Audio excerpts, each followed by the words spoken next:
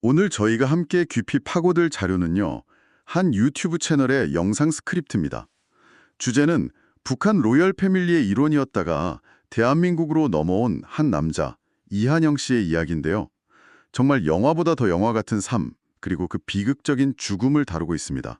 보통 우리가 탈북이라고 하면 이념 대립이라던가 아니면 굶주림 같은 그런 생존의 문제를 떠올리잖아요. 네, 그렇죠. 근데 이 자료가 보여주는 건 전혀 다른 차원의 이야기입니다. 모든 걸 가졌던 한 청년이 단지 미국 콜라 맛에 반해서 시작한 여정이 어떻게 파국으로 치닫게 되는지 그 과정을 따라가 보려고 합니다. 네, 맞습니다.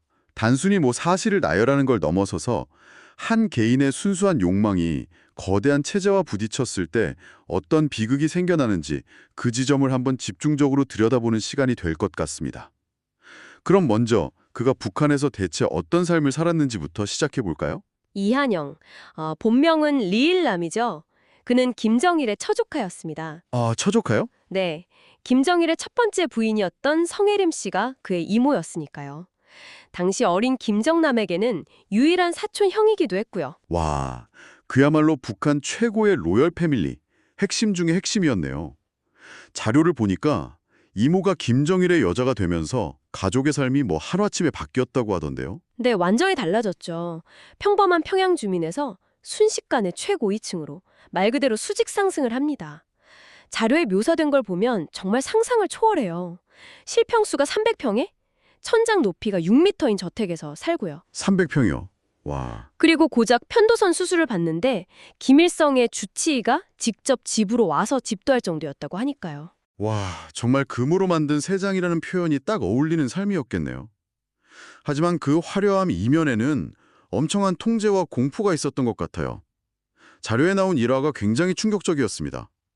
이한영 씨의 만년필을 부러뜨린 학교 친구가 그 자리에서 바로 끌려가서 사라져버렸다는 이야기요.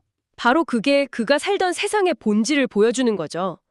모든 것을 누리는 것처럼 보이지만 그건 김정일이라는 절대 권력자가 허락한 범위 안에서만 가능한 것이었습니다. 특히 그의 가족은 더 심했어요. 이모인 성혜림 씨가 우울증을 앓으니까 김정일이 그녀를 위로한다는 명목으로 이한영 씨의 어머니와 이한영 씨까지 전부 자신의 관저 근처로 이주시켜서 함께 살게 합니다. 가족이 아니라 사실상 인질이었던 거네요. 그렇죠. 자료에서는 이들을 로열 패밀리가 아닌 노예였다고까지 표현을 합니다. 언제든 변덕 하나에 모든 것을 잃을 수 있다는 공포. 그리고 외부와 완벽히 차단된 채 그들만의 세상에 갇혀 지나야 했던 그 환경이 역설적으로 그가 다른 세상을 갈망하게 만든 가장 큰 원인이 되었을 겁니다. 그렇게 모든 걸 가졌지만 아무것도 스스로 선택할 수 없었던 섬. 그 답답함이 결국 탈출이라는 생각으로 이어진 거군요. 그런데 그 동기가 정말 뜻밖이더라고요. 보통 이런 경우 정치적 신념의 변화나 숙청의 위협 같은 걸 상상하게 되는데 자료에 따르면 그의 탈북 동기는 순전히 미국에 가보고 싶다는 거였어요. 맞습니다. 이 부분이 이한영 씨의 비극을 이해하는 아주 중요한 열쇠인데로 그가 모스크바로 유학을 갔다가 서방 세계를 처음 접하게 됩니다. 그때 미 대사관 클럽에서 마셔본 진짜 미국 콜라의 그 톡 쏘는 맛. 그리고 바람과 함께 사라지다 같은 할리우드 영화에 완전히 매료되었다고 해요. 아, 이념이나 체제에 대한 환면이 아니라 순전히 문화적 충격과 동경이었던 거네요. 이게 시사하는 바가 큰 것 같아요. 북한 체제가 아무리 외부 정보를 막으려고 해도 콜라 한 병, 영화 한 편 같은 이런 소프트 파워가 그 어떤 정치적 선전보다 강력하게 작용할 수 있다는 걸 보여주는 사례잖아요. 정확합니다. 그에게 자유는 무슨 추상적인 개념이 아니었던 거죠. 그냥 콜라를 마음껏 마시고 미국 영화를 자유롭게 볼 수 있는 아주 구체적이고 감각적인 욕망이었던 겁니다. 그래서 그의 탈북은 계획적이라기보다는 우발적 탈북에 가까웠습니다. 그 과정도 정말 어설프기 짝이 없었다고 하죠. 자료를 보면서도 좀 믿기지가 않더라고요. 미국에 가고 싶다는 사람이 영어를 한마디도 못해서 스위스에 있는 미국 대사관이 아니라 한국 대사관에 전화를 걸어서 방법을 물어봤다는 게 말이에요. 이게 최고위층 자제의 행동이라고 하기엔 너무 순진했던 거 아닌가요? 바로 그 지점이 그의 세상에 얼마나 고립되어 있었는지를 보여주는 대목이죠. 그는 그저 미국 여행 비자를 받는 방법을 상담하고 싶었을 뿐인데 전화를 받은 한국 외교관들은 로열 패밀리의 기순이라는 걸 직감한 겁니다. 상황은 그의 의도와는 전혀 다르게 아주 급박하게 돌아가기 시작했죠. 본인은 그저 여행 상담 전화 한 통 했을 뿐인데 갑자기 인생이 그냥 180도 바뀌어버린 거군요. 그렇습니다. 그는 결국 제네바의 한국 대표부 건물에 발을 들였고 불과 3일 만에 모든 절차가 끝나서 김포공항에 도착하게 됩니다. 콜라 한 병에서 시작된 순진한 꿈이 그를 돌이킬 수 없는 길로 이끌어버린 순간이었습니다. 그렇게 대한민국에 도착한 이한영 씨의 삶은 어땠나요? 자료를 보면 당시 한국 정부는 그의 존재를 철저한 비밀에 붙였던 것 같아요. 네, 그의 신분 자체가 북한을 자극할 수 있는 뭐랄까 외교적 폭탄이었으니까요. 그래서 이한영이라는 새로운 이름과 함께 핀란드에서 순국한 비밀 요원의 아들이라는 완전히 새로운 신분을 만들어줍니다. 심지어 얼굴까지 다른 사람처럼 보이기 위해 성형수술까지 시켰다고 하죠. 와, 과거를 완전히 지우고 새로운 사람으로 살게 하려 했던 거네요. 정부 차원에서 정착 지원도 상당했던 것 같습니다. KBS 국제방송국 PD로 특채 입사까지 시켜줬으니까요. 이 정도면 꽤 안정적으로 정착하는 것처럼 보이는데요. 겉으로 보기엔 그랬죠. 하지만 그 안정은 오래가지 못했습니다. 이 부분이 그의 심리적 고통을 이해하는데 아주 중요한데요. 자료에 따르면 그는 KBS를 곧 그만두고 주택건설 사업에 뛰어들었다가 실패하고 심지어 횡령 혐의로 10개월간 수감 생활까지 하게 됩니다. 안 그래도 불안정한 신분인데 사업 실패의 전과 기록까지. 심리적 압박이 엄청났겠어요.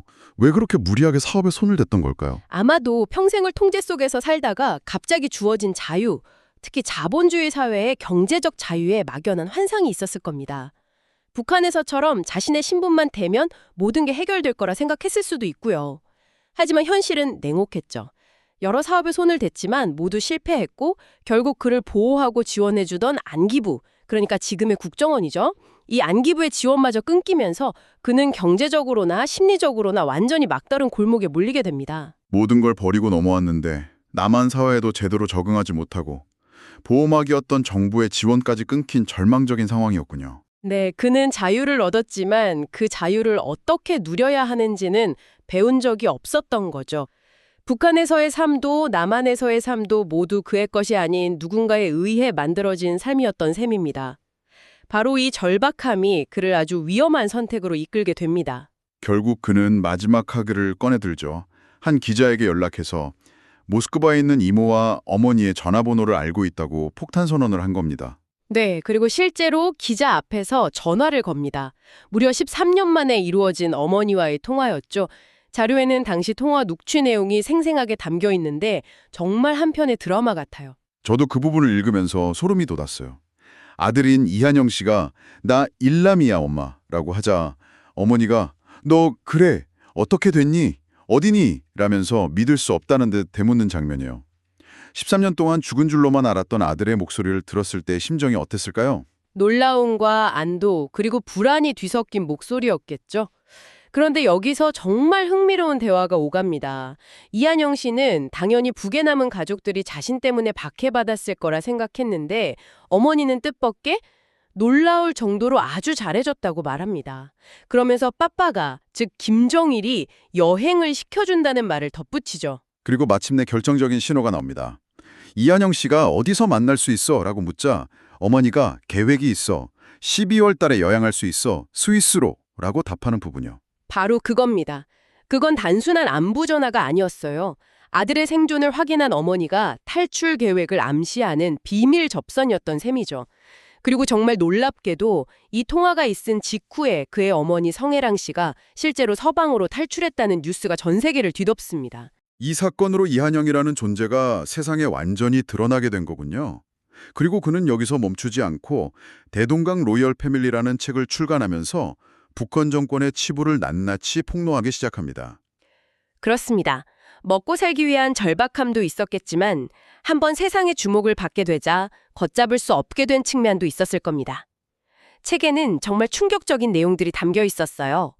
예를 들어 기쁨조, 그러니까 김정일의 사적인 유흥을 위해 동원되는 여성들을 선발하는 과정이나 물고기집이라 불리는 비밀 연회장에서 벌어지는 난잡한 파티 같은 민감한 사생활들이 적나라하게 폭로되었죠. 하지만 정말 치명적이었던 건 단순히 사생활 폭로가 아니었죠. 김정일의 15호 관저에서 집무실로 이어지는 지하 100m 비밀 통로의 존재를 구체적으로 묘사한 부분. 이건 정말 선을 넘어도 한참 넘은 거였어요. 맞습니다.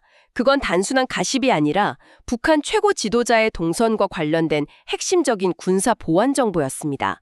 자료에 따르면 엘리베이터를 타고 지하 100m로 내려간 뒤에 높이 4m의 대리석 통로를 통해 이동한다는 식의 세부 묘사까지 있었어요. 이건 북한 정권의 심장에 비수를 꽂은 것이나 다름없었습니다. 사실상 스스로에게 사형 선고를 내린 셈이죠. 폭로 이후 그는 극심한 불안에 시달렸다고 합니다. 신변의 위협을 느껴서 한 달에 한 번씩 전화번호를 바꿀 정도였다고 하니 그 공포가 어느 정도였을지 짐작이 가네요.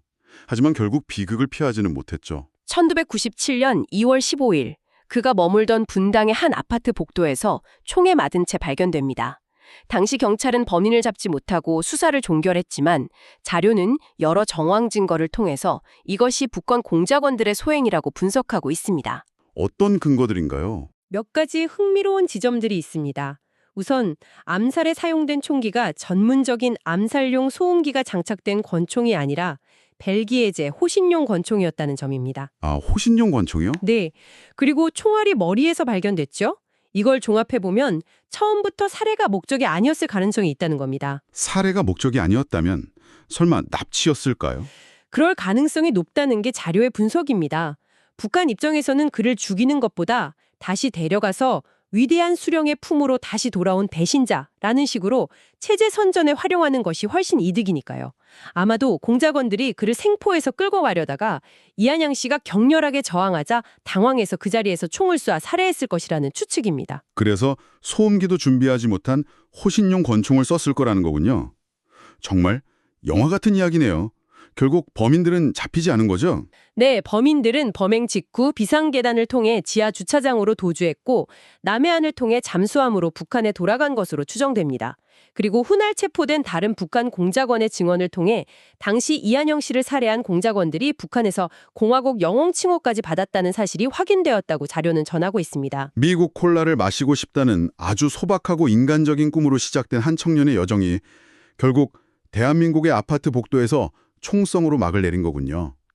그는 그토록 원하던 자유를 얻었지만 결국 자신의 과거로부터는 단 한 발짝도 벗어날 수 없었던 셈이네요. 이한영 씨의 삶은 우리에게 아주 근본적인 질문을 던집니다. 한 개인이 감당할 수 없는 거대한 체제의 비밀을 알게 되었을 때 그 지식의 무게는 과연 축복일까요? 저주일까요? 그는 그 비밀을 이용해서 새로운 삶을 개척하려 했지만 결국 그 비밀의 무게에 짓눌려서 파멸하고 말았습니다. 자유에는 반드시 책임과 대가가 따른다는 사실을 그의 삶이 보여주는 것 같기도 합니다. 한번 얽혀버린 운명의 실타를 끊어내는 것이 얼마나 어려운 일인지도요. 어쩌면 그에게 진정한 자유는 북한에도 남한에도 없었던 건 아닐까 하는 생각마저 듭니다. 여러분은 이 비극적인 이야기에서 어떤 것을 느끼셨나요?